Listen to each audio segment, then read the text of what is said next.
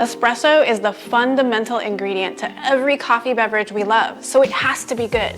With your Beanz subscription, you're getting incredible coffees with every delivery, and they need to be dialed in to get the best flavors possible. I'm Sarah Dooley, here to help you dial in your next coffee. Let's dial in Bolt by Madcap on the Smart Grinder Pro and the Bambino Plus. Now, assuming you've already selected the double shot option on the Smart Grinder Pro and placed a single wall double shot basket in the portafilter, we're at the same starting point. Here's what my bar setup looks like from accessories to placement. Pause here if you need a minute to set yourself up for the brew along. At minimum, grab a dry towel. I brought you a little Grand Rapids, Michigan via Bolt by Madcap in this hopper. I love this coffee. Complex, very syrupy and chocolatey. I also think you will enjoy it. My grinder is set at a 12 and yours may be different, and that's okay. Remove your portafilter and just dry and wipe it out. Remove any leftover coffee from the previous brew cycle. I also like to purge the brew group for 2 short seconds just to refresh the system, and we'll grind coffee at the same time. So let's start the grind cycle. Press the portafilter and purge. My starting brew recipe is 18 grams of freshly ground coffee. We're going for 25 to 30 seconds of total brew time, resulting in just under 2 ounces of espresso.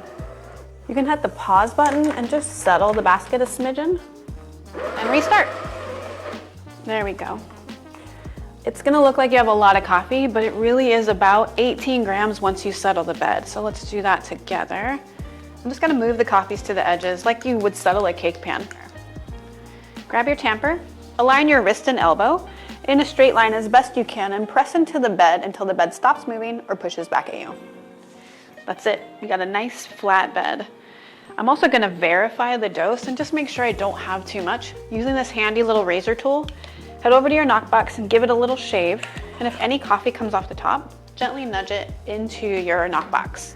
Now give it one more quick polish. There's no pressure needed on this last one, just a little twist.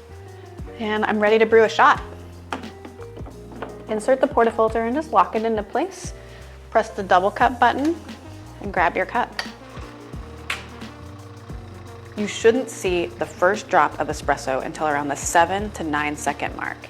The machine starts at a low pressure and water is moved through the puck up to high pressure. That's called pre-infusion. This will result in a slow saturation of the bed and a full extraction of sugars, acids, omegas, and lipids that make up a delicious espresso. Textbook.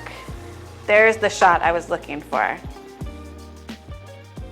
And it stopped right where it should. Give it a little spin. I like to do that to cool it off because we're about to taste it together. Super uniform bubbles, which is great. Means we got that close to perfect extraction. Yeah. Super complex flavors. We're actually getting a little bit of acidity that's pushing the sugar flavor forward. Undertones of chocolate, really clean, silky body. Not too shabby, Madcap. Did your shot look and taste like mine?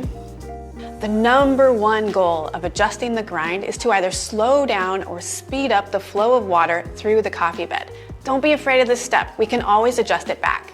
If the water flow is too fast, the coffee may taste sour. Adjust the grind a couple of notches finer to slow down the water flow through the bed.